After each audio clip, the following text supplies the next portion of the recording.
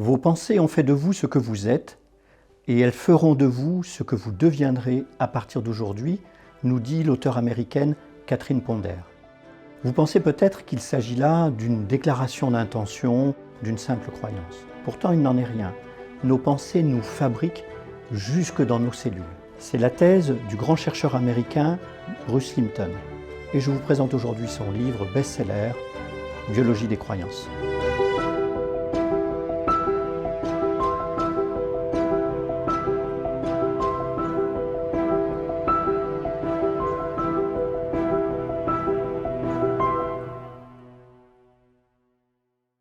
Bonjour et bienvenue dans la Fabrique de Résilience. Je m'appelle Patrick Dugois, je suis auteur, conférencier et coach. J'ai accompagné au cours des dernières années des milliers de personnes et je partage sur cette chaîne mes connaissances, mes expériences et les techniques que j'utilise pour favoriser la résilience. Si ce n'est déjà fait, abonnez-vous pour profiter de tous les contenus de la chaîne. Je vous parle aujourd'hui de la biologie des croyances. Son auteur s'appelle Bruce Lipton, ça s'écrit comme le thé, mais rien à voir avec le thé. Il est docteur en biologie cellulaire et un jour, il a un choc. Il le raconte d'ailleurs dans son livre. Laissez-moi vous lire un extrait. Pendant que j'attendais l'avion, je me suis soudainement rendu compte que je n'aurais rien à faire ni à lire durant 5 heures de captivité dans mon siège. Tout juste avant la fermeture de la porte d'embarquement, j'ai quitté la queue et couru vers une librairie. Le fait d'avoir à choisir un livre parmi des centaines tout en envisageant la possibilité que les portes de l'avion se referment en me laissant derrière me paralysa presque. C'est dans cet état de confusion qu'un titre m'a sauté aux yeux. The Cosmic Code, Quantum Physics as a Language of Nature. L'univers quantique des quartz aux étoiles, du physicien Hans R. Pagels. J'ai lu la jaquette en diagonale pour m'apercevoir qu'il s'agissait d'un ouvrage sur la physique quantique écrit pour les profanes. Étant donné mon aversion pour la physique quantique, qui remontait à mes années d'université, j'ai immédiatement reposé le livre et essayé de trouver quelque chose de plus léger. Comme la trotteuse de mon chronomètre mental passait en zone rouge, j'ai ramassé un prétendu best-seller et je suis passé à la caisse. Pendant que la caissière se préparait à enregistrer l'ouvrage, j'ai aperçu un autre exemplaire du livre de Pagels sur l'étagère derrière elle. Au milieu de la transaction, à la dernière minute, j'ai finalement surmonté mon aversion pour la physique quantique et demandé à l'employé de l'ajouter. Une fois à bord de l'avion, l'adrénaline du détour par la librairie a fini par se calmer et j'ai fait des mots croisés. Puis j'ai enfin entrepris la lecture du livre de Pagels. Je l'ai totalement dévoré, même si j'ai dû sans arrêt revenir en arrière pour lire et relire certains passages. J'ai lu durant tout le vol, durant les 3 heures d'escale à Miami, puis durant les 5 autres heures de vol vers mon île paradisiaque. Une révélation totale et renversante. Avant de prendre l'avion à Chicago, je ne pouvais imaginer que la physique quantique puisse avoir un lien quelconque avec la biologie, cette science des organismes vivants.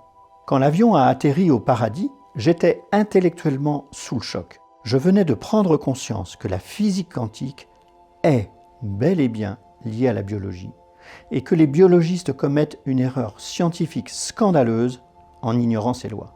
Après tout, la physique est la base de toute science, alors que les biologistes fondent encore leur conception du monde sur une vision newtonienne dépassée, quoique bien structurée. Ils adhèrent au monde physique de Newton et ignorent le monde invisible et quantique d'Einstein, où la matière est en fait constituée d'énergie, où les absolus n'existent pas.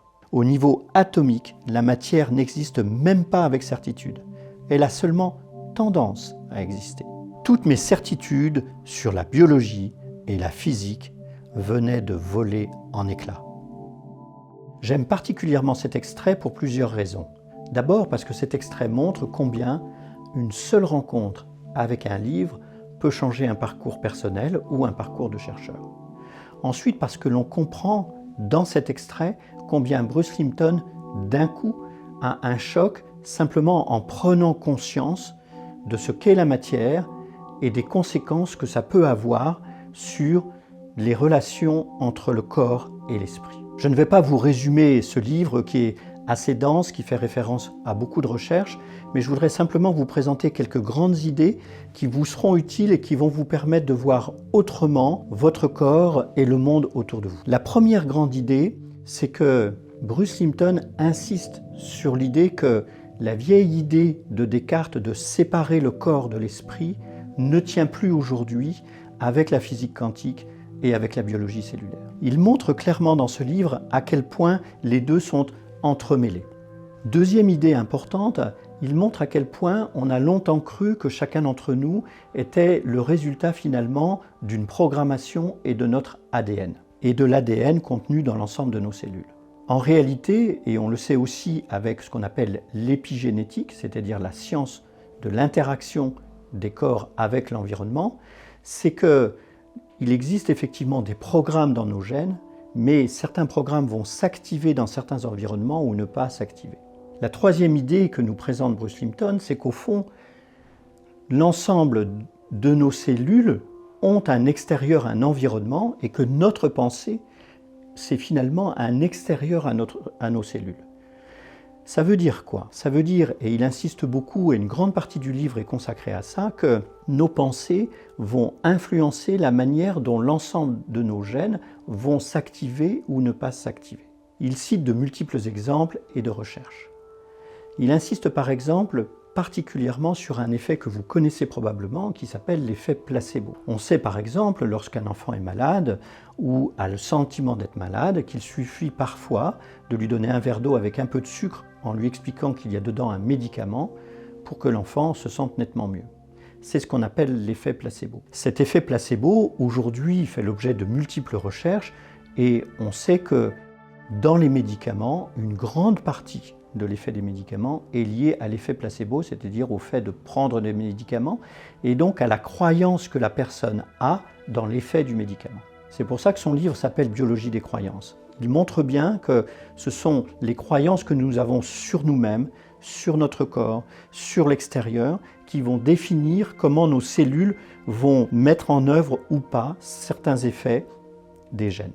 Ce qu'il faut voir dans cette démonstration, et il donne également des exemples, et quelques exemples d'ailleurs assez tragiques, c'est qu'il existe à côté de l'effet placebo ce qu'on appelle un effet nocebo. Ça veut dire tout simplement que si par exemple vous entretenez en permanence des pensées tristes, eh bien petit à petit vous allez vous modifier, y compris sur le plan cellulaire, et vous allez finir par devenir malade, à tout le moins avoir besoin de réels soins, voire de médicaments. C'est qu'en fait, nos croyances vont déterminer, bien sûr, notre état d'esprit global, mais aussi, globalement, notre état de santé et l'évolution de notre corps. Alors évidemment, immédiatement, si par exemple vous faites partie des adeptes de la pensée positive, vous faites le lien. Bruce Lipton, sur ce point-là, fait une mise au point. Et il précise qu'il ne suffit pas d'avoir un mantra et des pensées positives pour que d'un coup, tout aille mieux et tout change. Alors, on pourrait dire que c'est contradictoire avec toute la thèse de ce livre. Pas du tout. Il souligne simplement que, bien sûr que la pensée positive peut avoir des effets, mais dès lors qu'il n'y a pas de contradiction entre votre pensée positive consciente et votre dispositif inconscient. Il souligne notamment que l'inconscient est 1000 ou 10 000 fois plus puissant que le conscient. Et si, sur le plan inconscient, vous n'avez pas réellement une vision positive des choses, ce n'est pas un mantra positif qui va les changer.